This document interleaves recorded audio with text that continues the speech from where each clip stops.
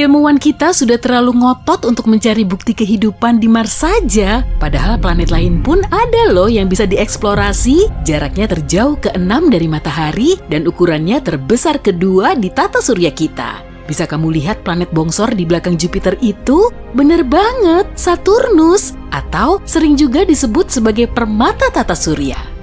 Saturnus memang berbeda jauh dari planet kita nggak bisa menjejakkan kaki di permukaannya. Bumi kita dipenuhi dengan bebatuan dan materi keras lain, sedangkan Saturnus berupa bola raksasa yang terbuat dari gas. Kalau ada kolam raksasa yang bisa dipakai untuk mencelupkan Saturnus, planet ini pasti akan mengambang di dalam air. Ya, memang seharusnya begitu karena masanya paling ringan di tata surya. Planet ini juga mengandung banyak helium, sejenis gas ringan yang dimasukkan ke dalam balon agar bisa melayang di udara. Saturnus juga sangat berangin, angin di sana 4 kali lebih kuat daripada di bumi. Sehari di Saturnus berlangsung selama 10 jam 14 menit. Wajar aja sih, karena kecepatan rotasinya sangat ngebut. Tapi periode revolusinya justru sangat lama. 1 tahun di sana sama dengan 29 tahun di bumi. Dengan radius lebih dari 58.000 km, bola gas raksasa ini 9 kali lebih besar dari planet kita. Kalau bumi sebesar uang koin, Saturnus akan sebesar bola voli. Meskipun sebagian planet lain di tata surya kita juga punya cincin, tetap aja sih cincin Saturnus yang paling menawan. Kita juga bisa melihatnya langsung dari bumi, tanpa perlu menjadi ilmuwan maupun menggunakan peralatan mahal. Pakai teleskop kecil saja sudah cukup kok. Cincin Saturnus tidak padat karena terdiri dari kumpulan debu, batu, dan es. Ukurannya juga bervariasi dari sebesar butiran pasir, rumah, bahkan sampai sebesar gunung. Cincin ini sebetulnya berasal dari asteroid, komet, dan serpihan satelit yang hancur sebelum mencapai Saturnus. Kemungkinan semuanya hancur oleh tarikan gravitasi yang sangat kuat. Saturnus punya lebih dari 50 satelit alami dan baru-baru ini ilmuwan mendeteksi aktivitas hidrotermal tak biasa di salah satu satelitnya. Enceladus adalah satelit terbesar ke-6 milik Saturnus. Di dekat salah satu kutubnya, terdapat garis-garis harimau. Mereka juga mengamati ada lautan di bawah garis-garis tersebut. Bahkan, air dan esnya meluap keluar. Jadi penasaran deh. Mungkin nggak sih kalau di sana ada kehidupan? Lautan di bumi punya sejumlah kehidupan yang membentuk aktivitas hidrotermal serupa. Organisme di sana mengasup zat kimia seperti tumbuhan di bumi kita yang menyerap sinar matahari. Gak cuma itu aja, sebagian mikrob tertua di planet kita juga menyerap energi yang sama seperti energi yang dihasilkan di bawah permukaan laut Enceladus. Bisa aja kan kalau di sana juga ada kehidupan? Tentunya organisme yang paling sederhana pun perlu waktu sampai berjuta-juta tahun hingga akhirnya bisa muncul. Semoga aja para ilmuwan bisa mempersingkat waktunya dalam mendeteksi bentuk kehidupan yang lebih kompleks. Di luar angkasa terdapat jutaan eksoplanet atau planet yang mengorbit bintang di luar tata surya kita. Mereka juga telah meneliti sejumlah planet yang berpotensi laik huni. Bintang Katai jauh lebih kecil dan tidak seterang matahari kita. Biasanya bintang ini hidup sampai lebih dari 10 miliar tahun. Wah, kesempatan emas nih untuk memulai kehidupan baru. Selama 10 miliar tahun ini, organisme hidup bisa terus berevolusi menjadi makhluk yang lebih kompleks. Kehidupan bisa saja muncul di planet yang mengorbit bintang Katai atau kalau di Saturnus, salah satu satelitnya. Gliese 876b mengorbit bintang Katai merah Gliese 876. Planet ini memang sangat misterius, tapi kita dapat sedikit bocoran dari para ilmuwan. Menurut asumsi mereka, benda kosmik ini berupa gas raksasa dan semua permukaannya tidak padat.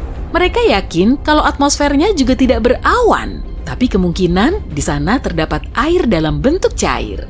Teegarden B mengorbit bintang Katai merah yang berjarak 12 tahun cahaya dari tata surya kita. Masanya sedikit lebih berat dari planet kita. Para ilmuwan meyakini permukaannya berbatu. Kala rotasinya selama 5 hari, jadi bisa dibilang 1 tahun di Teegarden B tidak sampai 1 minggu di bumi.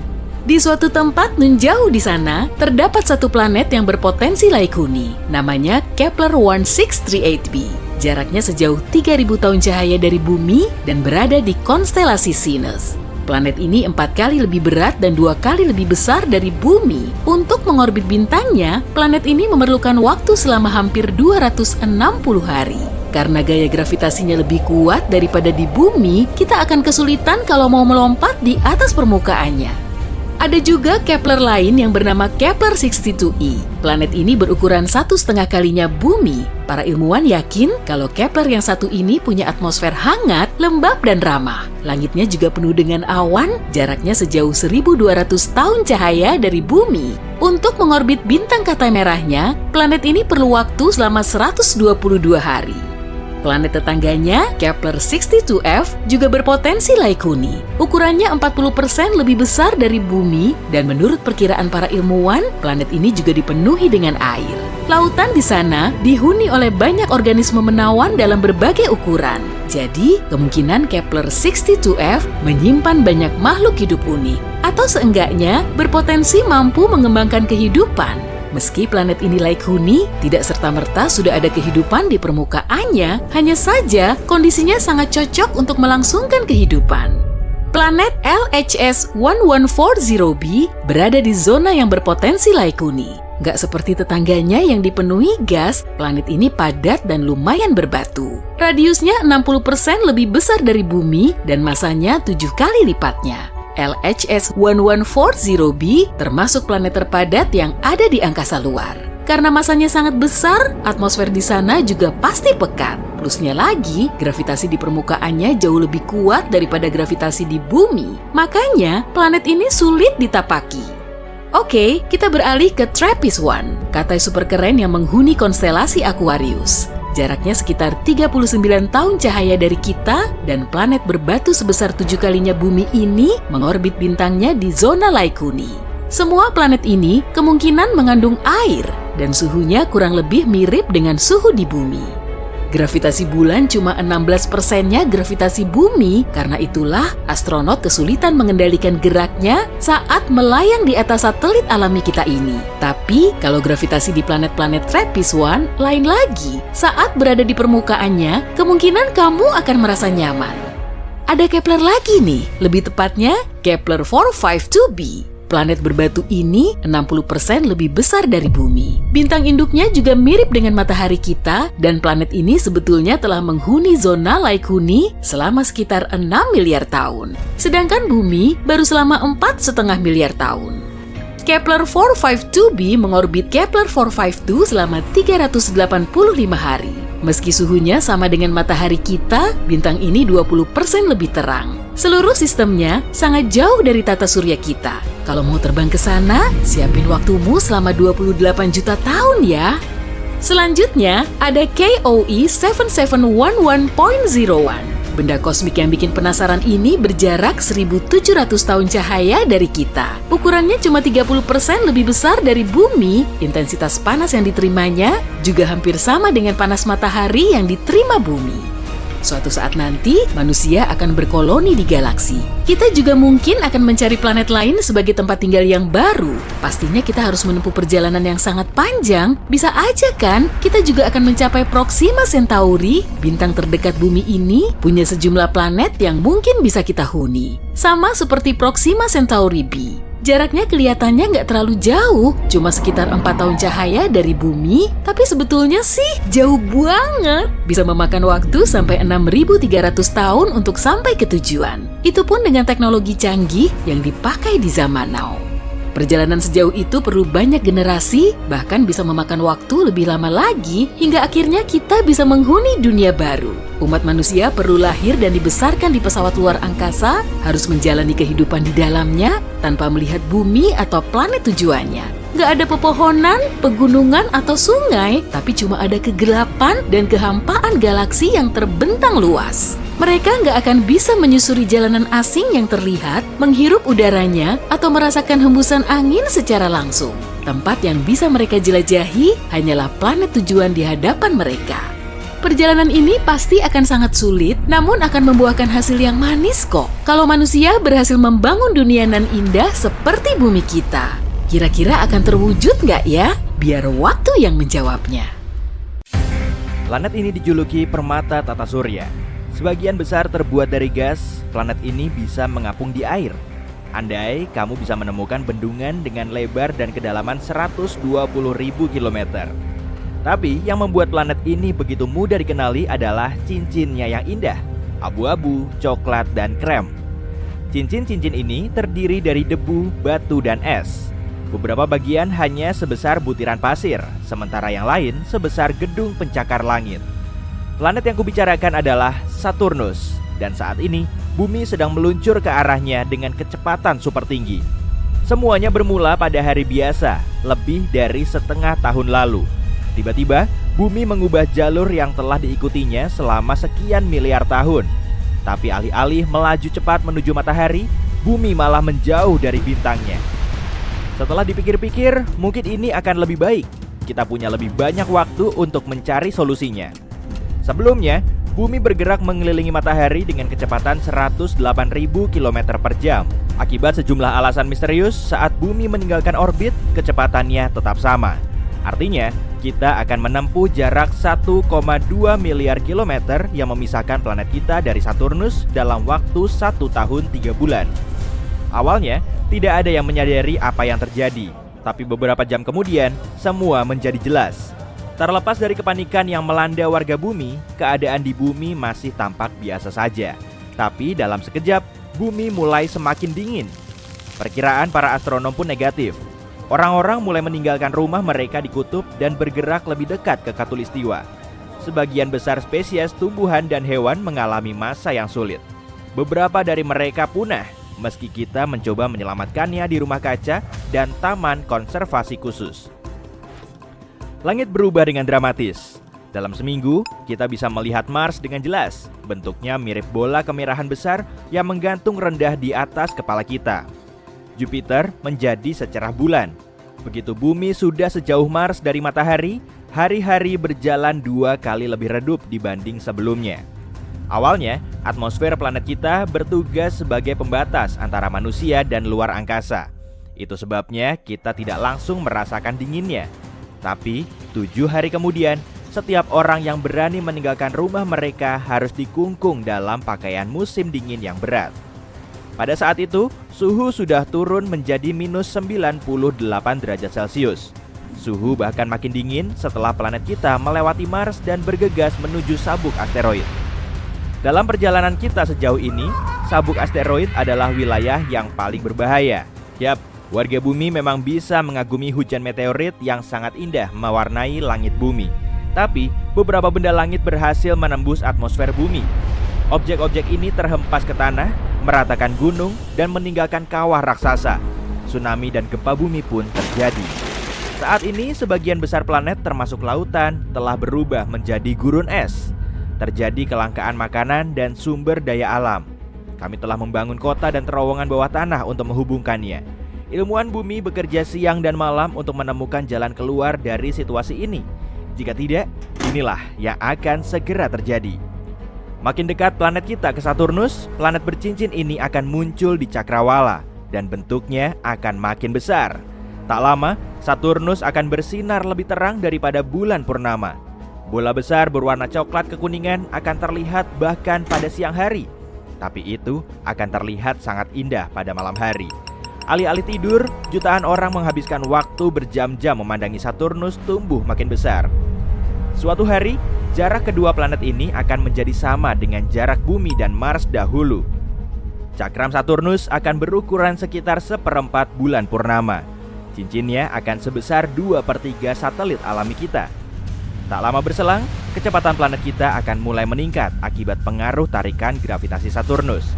Planet bercincin ini 9 kali lebih lebar daripada bumi dan masanya hampir 100 kali lebih besar. Itulah sebabnya, alih-alih bergerak dengan kecepatan 46 km per detik, kita akan melesat di luar angkasa dengan kecepatan hampir 64 km per detik. Itu 2.400 kali kecepatan mobil rata-rata. Gravitasi Saturnus akan memengaruhi bulan lebih besar dibanding bumi. Dalam waktu singkat, satelit alami kita ini akan hilang. Bulan akan terlempar ke luar angkasa, kemungkinan besar menuju orbit elips mengelilingi matahari. Jika bumi tidak menabrak Saturnus dalam waktu terdekat, suatu hari bulan bisa berpapasan dengan planet kita lagi. Sayangnya, reuni ini tidak akan berakhir baik. Tapi apa yang terjadi di sisi Saturnus? Saturnus adalah salah satu planet terbesar di tata surya, nomor 2 setelah Jupiter. Meski cincin yang mengelilingi planet ini sangat besar, ukurannya terbilang pipih. Tebalnya kurang dari 2 km. Meski begitu, cincin utamanya cukup besar untuk membentang dari bumi ke bulan. Tapi bagaimana planet ini mendapatkan perhiasan yang menakjubkan ini? Di luar tepi luar cincin utama A, B, dan C, ada sesuatu yang para astronom sebut sebagai cincin F. Selain usianya yang sudah beberapa juta tahun, cincin ini adalah yang paling aneh. Cincin yang terus bergeser ini terbentuk dari bahan es dan amat sangat rumit. Lekukan, putaran, dan gumpalan bahan yang lebih cerah membuatnya tampak seperti kepangan. Saturnus punya lebih dari 50 bulan yang telah dikonfirmasi. 2 di antaranya adalah Pandora dan Prometheus, mengapit cincin F di kedua sisi. Mereka bergerak di luar dan di dalam cincin ini dan bertindak layaknya gembala. Mereka menggiring partikel es menjadi pita setebal 96 km. Tapi kenapa kedua bulan Saturnus ini melakukan tarian seperti ini? Belum ada yang tahu. Yang para ilmuwan tahu adalah saat cincin Saturnus berevolusi, materi es mengumpul dan membentuk moonlet atau bulan kecil. Beberapa di antaranya tumbuh dan berubah menjadi bulan terbesar di Saturnus. Tapi 2 di antaranya bertabrakan. Begitulah cincin misterius F muncul. Jika bulan kecil hanya terdiri dari partikel es kecil, tabrakan luar angkasa hanya akan membentuk cincin tanpa ada sisa yang lain. Tapi bulan kecil ini memiliki bebatuan padat yang tetap utuh dan berubah menjadi Pandora dan Prometheus. Kita belum punya bukti bahwa Saturnus pernah bertabrakan dengan objek angkasa besar lain. Bumi kita mungkin yang pertama. Tapi sebelum menabrak planet itu, kita harus melewati cincinnya, termasuk cincin F. Dan tidak, planet kita tidak akan menerobos dengan mudah begitu saja. Cincin Saturnus terbuat dari partikel-partikel kecil. Gravitasi bumi akan menarik beberapa di antaranya keluar dari orbit setelah kita lumayan dekat. Ini akan menghasilkan rangkaian panjang batu yang akan mencapai planet kita. Dan nanti, saat kita melesak masuk, awan partikel es akan terseret di belakang bumi. Tapi ini tidak akan cukup kuat untuk menghilangkan cincin Saturnus sepenuhnya. Cincin ini akan terus mengitari planetnya, tapi orbitnya akan berubah dan menjadi lebih memanjang. Pita bebatuan yang indah pun akan hilang. Seiring waktu, cincin-cincin itu mungkin bisa terbentuk lagi. Tapi, bumi tidak akan memberi kesempatan seperti itu. Tabrakan dengan planet kita tetap akan membuat Saturnus terluka. Jika masih ada kemungkinan untuk mengintip ke langit, orang-orang bisa melihat cincinnya hilang satu persatu, tapi tidak lama. Dalam waktu singkat, bongkahan batu terbesar akan mulai menghantam permukaan planet kita, menyelimuti tanah bumi yang tak berpenghuni dengan kawah-kawah. Dalam skenario terburuk, bumi bahkan mungkin bertabrakan dengan salah satu dari sekian banyak bulan Saturnus. Tapi mari bayangkan, kita berhasil melewati area ini dalam keadaan utuh. Dan sekarang planet kita sangat dekat dengan Saturnus. Raksasa gas mungkin tampak kopong, tapi bumi tidak mungkin bisa terbang menembus bola gas besar ini sampai ke sisi lain. Gravitasilah yang menyatukan semua gas ini. Gaya gravitasi itulah juga yang akan membuat planet kita bergerak makin cepat. Makin dekat bumi ke objek antariksa yang jauh lebih besar, makin kuat tarikannya. Ini akan menyebabkan garis patahan di bumi terbelah sekaligus memicu letusan gunung berapi yang dahsyat di seluruh dunia. Kemudian, dengan kekuatan yang sangat besar, planet kita akan menabrak Saturnus. Atmosfer bumi akan terkompresi, menyebabkan kenaikan suhu yang dramatis dan cepat. Dan dalam waktu singkat, udara akan terbakar. Para ilmuwan mengklaim bahwa inti Saturnus padat, terdiri dari besi dan nikel, dan dikelilingi oleh lapisan berbatu. Tapi kita tidak akan pernah sampai ke sana. Bumi akan terbakar di atmosfer planet yang lebih besar ini setelah benar-benar terkoyak. Dunia biru hijau kita yang indah akan berubah menjadi miliaran triliun ton bebatuan yang menguap. Malangnya, mungkin bumi akan menjadi cincin Saturnus baru, menggantikan cincin yang dirusaknya. Kedengarannya memang seram. Ya, kita tidak bisa menyelamatkan bumi dari Saturnus, tapi itu hanya andai-andai yang berujung buruk. Jadi, sebelum perlu melakukan upaya seberat itu, mari selamatkan bumi dari ancaman yang sudah di depan mata. Misalnya, perubahan iklim. Coba deh arahkan pandanganmu ke langit sana. Lihat titik kecil berwarna kuning itu kan? Nah, itulah Titan, satelit alami terbesar di Saturnus ini. Merupakan bulan terbesar kedua di tata surya kita. Dan kemungkinan Titan menjadi satu-satunya tempat di tata surya yang mengandung air, selain di bumi tentunya. Titan juga punya atmosfer pelindung untuk menjaganya dari radiasi matahari dan sinar kosmik, sama seperti bumi. Ibarat rumah, Titan perlu banyak sekali bebatuan untuk menjaga kelangsungan hidup. Oke, kencangkan sabuk pengamanmu ya. Kita akan segera terbang menuju ke sana. Waktu tempuh yang sebenarnya tentu sangat lama, tapi kan ada YouTube. Nah, sampai juga di Titan. Ukurannya memang sedikit lebih besar dari bulan kita, tapi bobotnya jauh lebih besar, bahkan melebihi Merkurius loh. Artinya, gravitasi Titan masih cukup lemah. Beratmu di sini akan 7 kali lebih ringan daripada di bumi. Saat sedang berolahraga di gym dekat rumah, mungkin kamu bisa mengangkat beban 70 kg. Tapi di Titan, kamu bisa lebih strong karena sanggup mengangkat 450 kg. Wah, mantul abis! Permukaan Titan hampir seluruhnya diselimuti es dan diselingi gunung kecil, kawah, serta beberapa kriovolcano. Gunung ini sebetulnya sama seperti gunung api biasa kok, hanya saja tidak menyemburkan lava. Material yang dimuntahkannya berupa air, es, amonia, dan metana. Ada juga danau dan awan. Kalau di bumi kita, mirip seperti tebing lah, tapi ada sedikit perbedaannya nih. Di Titan, semuanya tertutup oleh kabut tebal. Kadang, hujan metana beku juga mengguyur permukaannya. Di bumi, kita memanfaatkan metana sebagai bahan bakar karena mudah terbakar. Tapi di Titan, tidak ada oksigen. Kita tidak bisa menyalakan api di satelit berbatu ini.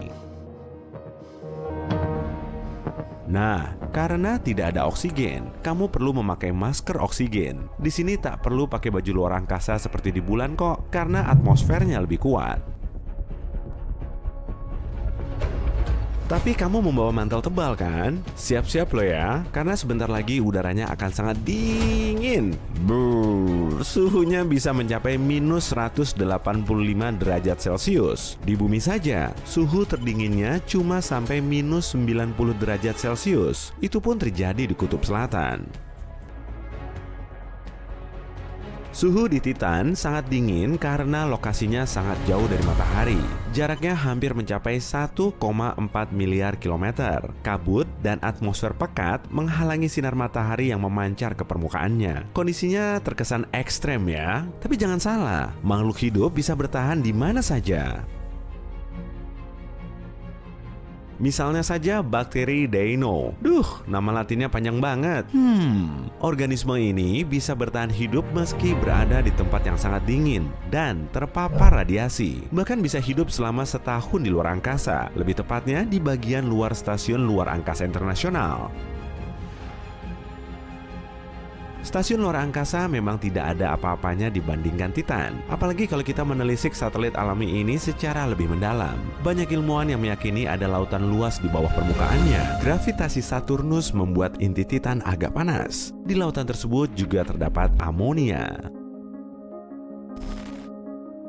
Senyawa ini seperti anti bekunya Titan. Selama airnya tidak membeku, makhluk hidup akan bisa bertahan hidup. Jadi, ada apa saja di bawah sana? Sebetulnya, para ilmuwan sudah menemukan bukti nyata kalau di permukaan Titan terdapat kehidupan. Nah, coba lihat mikroskop ini.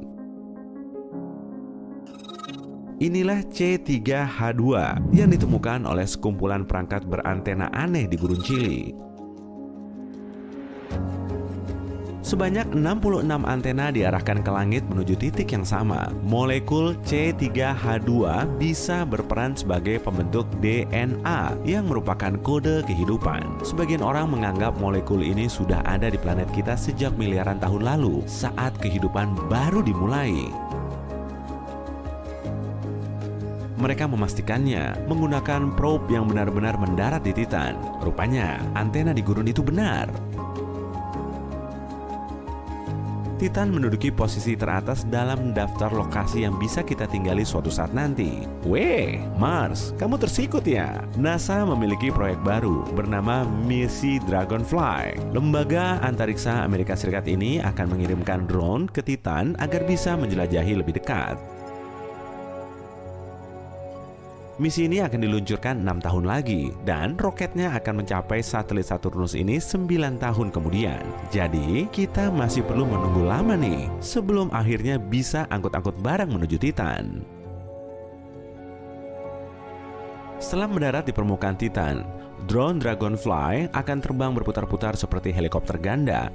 Drone ini akan punya 8 baling-baling selebar hampir 1 meter. Meskipun lemah, gravitasi di Titan cukup bisa kok membuat drone-nya melesat dengan mulus. Dragonfly akan mampu terbang sejauh 2,3 km, lepas landas dan mendaratnya secara vertikal, sama seperti helikopter biasa. Tapi, masalah utamanya terdapat di baterai drone. Para ilmuwan menemukan generator yang bisa mengubah energi radiasi panas menjadi energi listrik. Ya, pokoknya gitu deh. Dalam sekali cas, diperkirakan bisa dipakai untuk terbang non-stop selama beberapa jam. Dragonfly akan mengangkut banyak peralatan yang dipakai untuk melakukan penelitian. Jadi, bentuknya akan sangat berbeda dari drone yang biasa kita terbangkan di taman saat weekend. Beratnya saja setara dengan total berat 3 ekor burung unta.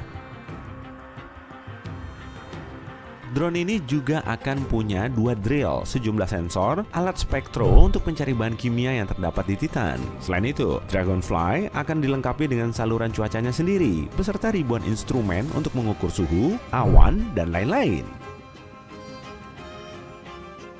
Seperti gadget canggih zaman now, drone ini punya kamera. Siap-siap saja kamu akan mendapatkan foto landscape Titan yang sangat menawan. Semalam di Titan berlangsung sekitar 8 hari di bumi. Saat itulah drone akan bergerak lambat di permukaan sambil mengecas dan menganalisis sampel. Prosesnya memang berlangsung sangat lama, tapi bagus dong. Jauhnya jarak dari bumi menuju Titan menyebabkan sedikit masalah, yaitu komunikasi jadi tertunda. Saat dipancarkan, sinyal harus menempuh jarak dari pusat pengendali misi menuju Dragonfly sejauh setengah kali jarak tata surya kita selama 1 jam. Lain halnya saat menuju Mars, sinyalnya cuma tertunda sekitar 10 menit. Nah, kalau ke bulan, tertunda selama sekitar 1 detik. Dragonfly digadang-gadang bisa memberikan lebih banyak informasi tentang kelayakan satelit Titan untuk kita tempati. Sebagian ahli bahkan ingin mencari sup purba. Sup ini merupakan campuran berbagai zat penting yang menjadi unsur pembentuk kehidupan. Kita bisa melihat sup yang sama di bumi sekitar 4 miliar tahun yang lalu dan setiap organisme hidup yang pernah ada berkembang dari campuran unsur organik ini. Jika proyek Dragonfly berhasil dan Titan memang bisa dihuni, drone ini akan punya satu misi lagi, yaitu menemukan tempat yang laik untuk kita tinggali. Tapi, pembentukan koloni mandiri di planet lain tentu saja akan menjadi hal tersulit yang pernah kita lakukan. Kendala pertamanya yaitu produksi energi. Ya, mungkin kita bisa mendirikan semacam pembangkit listrik tenaga nuklir, kemudian tempat bernaung untuk mesin dan manusia. Bangunan baru di Titan harus bisa melindungi kita dari suhu dingin yang menggigit serta cuaca buruk. Kita juga perlu mencari cara untuk mengumpulkan serta menghasilkan air minum dan oksigen. Belum lagi, rumah kaca untuk menanam sumber makanan. Oh ya, perlu juga menambang bahan bakar yang nantinya diisikan ke kendaraan. Nah, untungnya Titan punya banyak persediaan metana. Tentunya sangat bagus untuk dijadikan sebagai bahan bakar. Tapi, perlu diingat juga masalah besarnya. Karena gravitasi di Titan sangat lemah, penghuninya bisa kehilangan banyak massa otot. Akibatnya, mereka akan sulit bekerja, bahkan menjalani hidup. Belum lagi kriovolcano yang terus menyemburkan materialnya kapan saja. Atau mungkin kita perlu ide yang lebih berani dan menantang. Ubah saja atmosfernya. Tak perlu lagi tuh pakai topi dan sarung tangan berlapis-lapis. Untuk mewujudkannya, kita perlu melakukan terraform di permukaan Titan agar mirip bumi dalam waktu yang lama. Atmosfer Titan harus diperkaya dengan oksigen agar kita bisa bernafas. Bagusnya lagi, kalau suhunya agak lebih hangat. Setelah itu, perlu juga menciptakan biosfer dengan menanam tumbuhan. Kita bisa mengubah Titan menjadi hutan rimbun penuh dengan pepohonan yang kita bawa dari bumi. Tapi karena tekanan dan gravitasinya berlainan, pepohonan di sana akan terlihat berbeda dari yang biasa kita lihat di bumi. Mungkin akan tumbuh sangat tinggi atau malah berukuran super duper mini. Siapa yang tahu pasti? Yang jelas, kita perlu memastikan Titan memang layak dihuni makhluk hidup. Para ilmuwan baru-baru ini menduga ada bentuk kehidupan di Venus. Ukuran planet ini hampir sama dengan bumi, bahkan juga dijuluki sebagai kembaran bumi. Mereka menemukan gas fosfina di Venus. Konon, gas ini dihasilkan oleh organisme hidup. Rupanya dugaan ini salah. Ya, tidak sepenuhnya salah sih. Ada sedikit gas fosfina yang menggantung di udara, tapi jumlahnya jauh lebih sedikit dari perkiraan awal. Bahkan, peneliti planet lain memang susah banget guys. Ilmuwan masih sering keliru.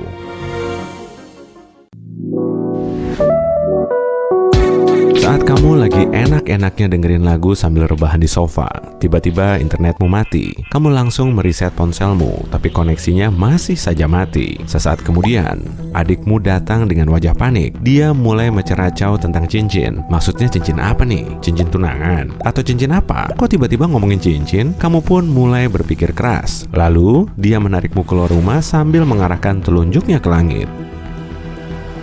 Saat mendongak, kamu melihat objek yang membentang sepanjang berkilo-kilometer di angkasa. Wah, koneksi internetmu sudah nyala lagi tuh. Kalian langsung nanya ke Mbah Google soal fenomena yang terjadi. Semua berita mengabarkan tentang cincin yang tiba-tiba muncul di langit. Tagar cincin bumi terus meroket dan videonya menjadi super viral. Tak mau ketinggalan, adikmu mulai berselfie ria untuk memperlihatkan cincin ini.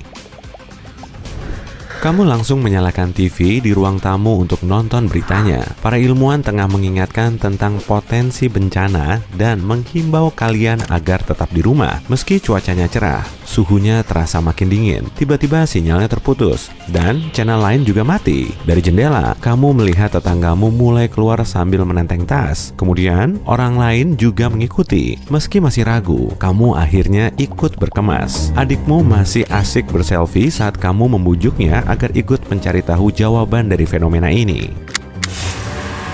Setelah masuk mobil, kalian langsung melaju menuju pusat kota. Cincin yang menggantung di angkasa sana makin lama makin meluas, dan kalian makin kedinginan. Akhirnya, kalian sampai di kampusmu, tapi suasananya sangat sepi. Gak ada orang ya? Di situ cuma ada satu mobil. Leganya, itu kan mobil profesormu. Kalian langsung menemui si profesor astronomi. Dia sedang sibuk melakukan kalkulasi kilat untuk mencari tahu semua itu. Lalu, dia memintamu menjelaskan duduk masalahnya. Belum ada yang bisa menjelaskan fenomena ini secara pasti. Tapi cincin ini menghalangi paparan sinar matahari menuju bumi, sehingga suhunya ngedrop. Penyebab diameternya terus memanjang juga belum tersingkap. Cincin Saturnus terbuat dari partikel es dan batu. Ukurannya bisa sekecil semut hingga sebesar bus. Kemungkinan bebatuan ini berasal dari sisa puing-puing meteor atau planet kerdil. Tapi karena bumi sangat dekat dengan matahari, es nggak akan bisa melayang-layang di angkasa. Karena sekumpulan batu ini, sinar matahari menuju bumi jadi terhalang.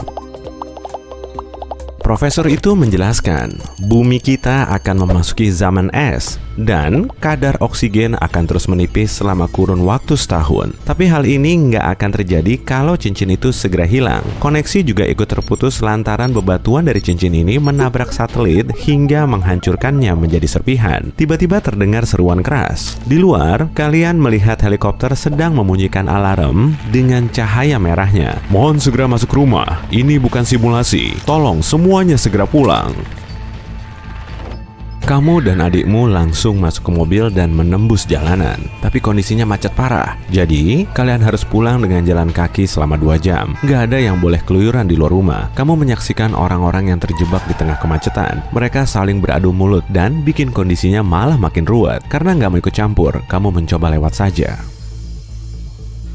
Cincin itu makin melebar dan mentari terus meredup. Info soal zaman es tadi terus saja menghantui pikiranmu dan membuatmu semakin menggigil kedinginan. Lalu, kamu mulai menarik nafas dalam-dalam sambil mengeluarkan kabut tipis dari mulut. Langitnya makin gelap dan kamu belum sampai rumah. Ditambah lagi, adikmu perlu istirahat karena mulai kelelahan, tapi kamu memaksanya untuk terus berjalan. Saat melihat toko baju yang mau tutup, kalian segera masuk. Rupanya si pemilik toko sedang membagikan jaket tebal ke semua pengunjung. Tak mau melewatkan kesempatan, kamu juga mulai mengenakan jaket pilihanmu itu. Dalam waktu sejam, kamu harus sampai di rumah, tapi langitnya sangat pekat. Mana bisa keluar ruangan dengan kondisi begini kan? Jadi, kalian bermalam di toko baju itu. Mereka mulai bikin api unggun mini di tengah ruangan dan membuat kantong tidur darurat dari sisa pakaian. Untungnya, persediaan makanan di situ masih cukup. Malam semakin larut, api unggun telah lama padam, dan kamu nggak bisa melihat sekeliling. Langkahmu tertuju ke jendela. Saat kamu membukanya, onggokan salju mulai masuk dan mengagetkan orang-orang yang tidur pulas. Badai salju telah melanda kota semalam suntuk. Karena kedinginan, kalian kembali menyalakan api. Di situ nggak ada radio maupun alat elektronik lain untuk mencari tahu kabar terkini. Karena diterpa angin kencang, barang-barang mulai berjatuhan. Tapi kalian nggak terlalu menggubrisnya karena sudah nyaman berada di dekat api. Keesokan harinya, semua objek sudah diselimuti salju tebal. Padahal biasanya hujan jarang mengguyur. Cincin di atmosfer terlihat terus membesar saja. Tapi tiba-tiba, sebuah truk yang dipenuhi penumpang melintas di dekatmu. Sopirnya bilang, berkilo-kilometer dari situ, ada tempat perlindungan yang aman untuk kalian, dengan ban yang terikat oleh rantai. Truk itu dirancang agar bisa tahan banting menghadapi cuaca ekstrim. Saat itu sudah pagi, tapi langitnya masih gelap. Kalian pun bersiap naik. Mobil tak bertuan terlihat di sana-sini. Akibatnya, truk itu harus menyisir jalan atau melindas mobil penghalang agar bisa lewat. Di dekat ambulans, kalian berhenti sebentar untuk mengambil peralatan medis yang masih bisa digunakan. Saat kamu melewati rumahmu, strukturnya sudah tertimbun salju. Pohon besar di halaman belakangmu sudah tumbang, nggak kuat menahan salju. Atap rumahmu bolong, dan saljunya merembes masuk. Truk terus melaju dan tiba di tempat penampungan yang ternyata sebuah mall. Saat kamu keluar, banyak warga udah dituntun menuju toko yang kini berubah jadi asrama dan unit kesehatan. Kamu menempati di toko olahraga dengan sejumlah orang. Kamu juga akhirnya bisa kumpul bareng adikmu. Dan untungnya, profesormu juga sudah ada di situ untuk membantu orang lain. Tak lama berselang, ledakan keras memenuhi seisi mall, lalu memecahkan kaca. Kalian pun seketika merunduk. Ada juga yang berlarian keluar. Saat keluar, kamu melihat objek metalik besar tergeletak di depan pintu mall.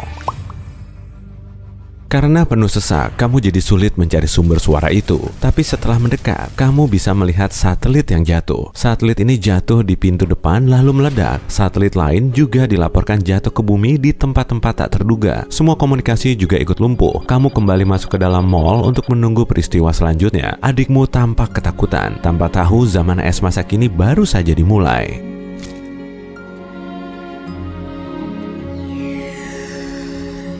Setahun kemudian, saat kamu bersantai di bunkermu, adikmu masuk dengan wajah pucat pasi. Cincin itu masih ada yang beda. Kamu berlari keluar dan melihat orang-orang mulai menatap ke langit. Dalam setahun, suhu global turun ke titik beku. Gurun pasir dan hutan tropis berubah jadi tanah dingin plus gersang. Lebih dari setengah satwa liar punah dan pohon menjadi selangkah semanggi berdaun empat. Artinya, tingkat oksigen turun drastis. Sebagian besar populasi hidup dengan tangki oksigen, sementara para ilmuwan masih berusaha menyingkap penyebab munculnya cincin sesuai prediksi profesor.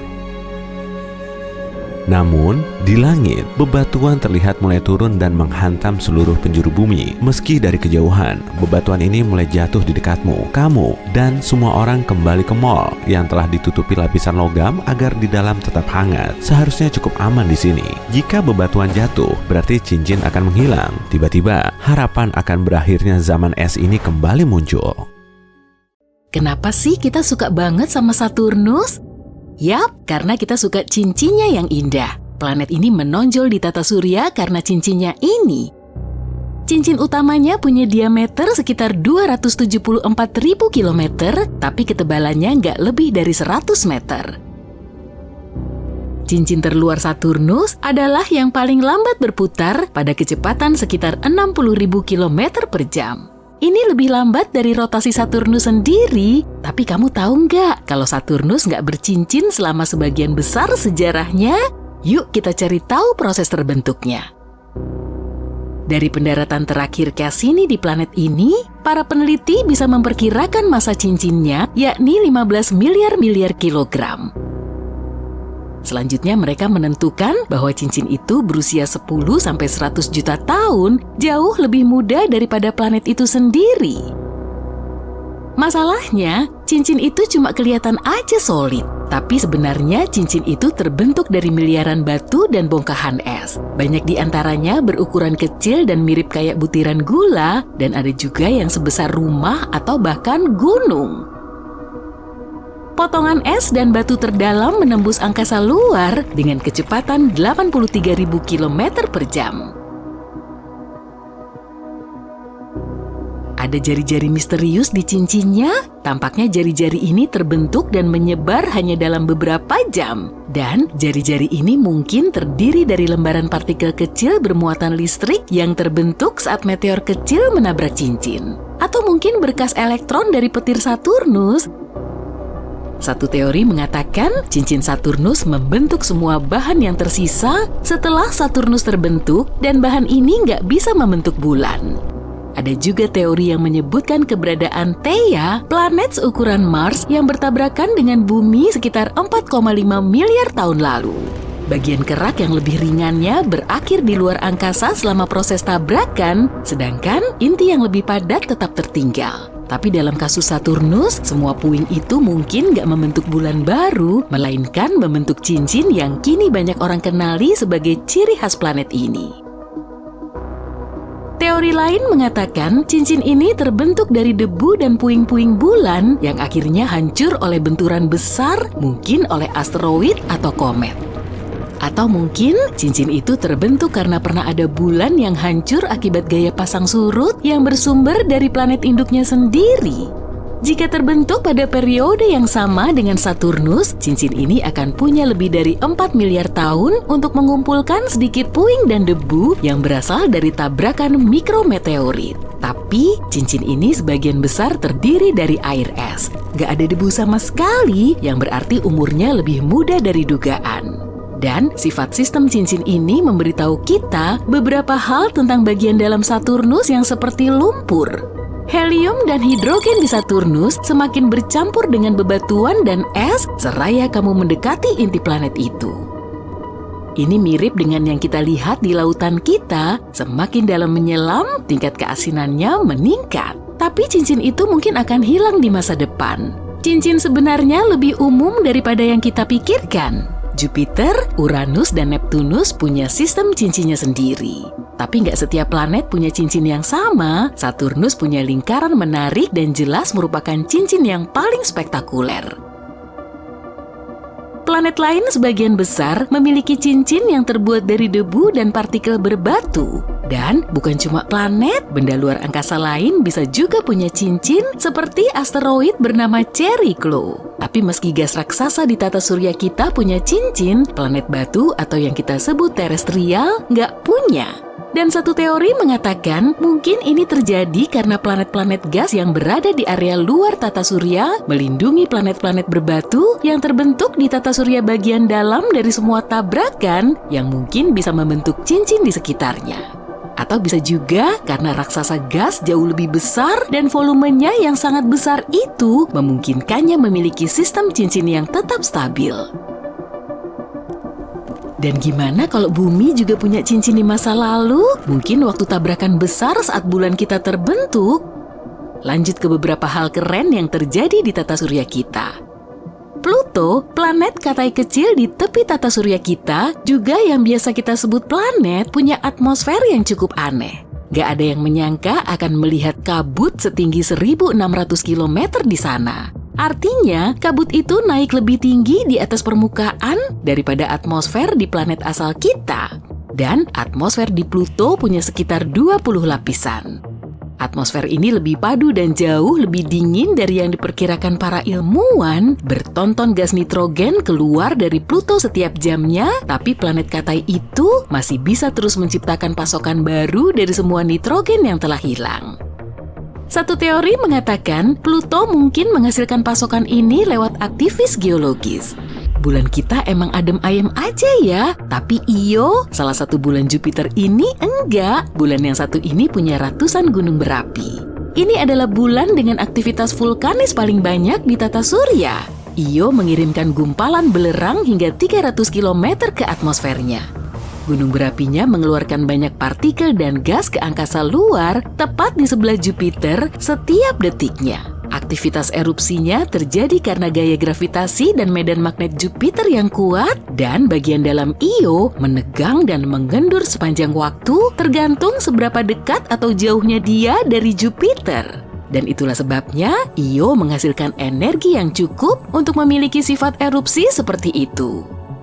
Bicara soal gunung berapi, Mars punya gunung berapi yang lebih besar dibanding seluruh negara bagian Hawaii. Awalnya kamu mungkin mengira ini adalah planet yang tenang dan damai. Tapi dahulu kala, gunung berapi yang sangat besar mendominasi permukaannya. Yup, itu termasuk Olympus Mons yang terkenal itu, gunung berapi terbesar yang pernah ditemukan di seluruh tata surya. Lebarnya sekitar 600 km sebanding dengan ukuran Arizona. Tinggi Olympus Mons 25 km, 3 kali tinggi gunung tertinggi kita, Gunung Everest. Dan berdasarkan volumenya, gunung berapi ini 100 kali lebih besar dari yang terbesar di bumi. Mars bisa punya gunung berapi sebesar itu karena gravitasinya secara signifikan lebih lemah daripada gravitasi yang ada di planet asal kita. Selain itu, gerak bumi bergerak sepanjang waktu, tidak seperti gerak Mars. Kamu tahu nggak gimana kepulauan Hawaii terbentuk? Titik panas di mantel menciptakan rantai gunung berapi di kerak yang mengambang di atasnya. Gunung berapi Mars bisa tumbuh lebih besar karena permukaannya tidak bergerak, sehingga gunung berapi dapat terbentuk untuk waktu yang lebih lama hanya di satu tempat. Miranda adalah salah satu bulan paling aneh di bagian luar tata surya kita. Ini adalah bulan bayangan yang mengorbit Uranus dengan banyak kawah, punggung bukit tajam, dan gangguan serupa di permukaannya. Biasanya, relief sejenis ini menggambarkan suatu daerah tertentu yang dulunya punya banyak aktivitas vulkanis. Tapi di Miranda nggak begitu. Selain itu, bulan ini terlalu kecil untuk menghasilkan aktivitas tektonik, elemen lain yang bisa membentuk permukaan sejenis ini. Satu teori mengatakan gaya gravitasi dari Uranus bisa menyebabkan aksi tarik-menarik, sesuatu yang menciptakan semua tonjolan di permukaan Miranda ini. Kita harus mengirim pesawat antariksa lain untuk mencari tahu apa yang terjadi di sana. Kita semua terbuat dari debu bintang, 97% atom penyusun kita sama dengan materi galaksi kita. Blok pembangun kehidupan adalah istilah yang kita gunakan untuk sekelompok elemen yang penting bagi kehidupan di bumi. Dan bintang juga memiliki unsur-unsur ini, tapi dalam proporsi yang berbeda. Misalnya, kita itu 65% oksigen berdasarkan massa kita, sedangkan unsur yang kita ukur di luar angkasa seperti spektrum bintang punya kurang dari 1% oksigen.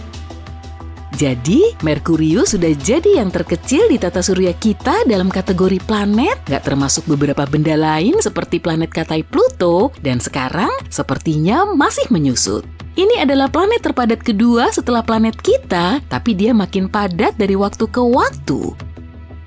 Selama ini, para peneliti mengira bumi adalah satu-satunya planet di tata surya kita dengan aktivitas tektonik, dan sekarang kita tahu Merkurius juga aktif secara tektonik.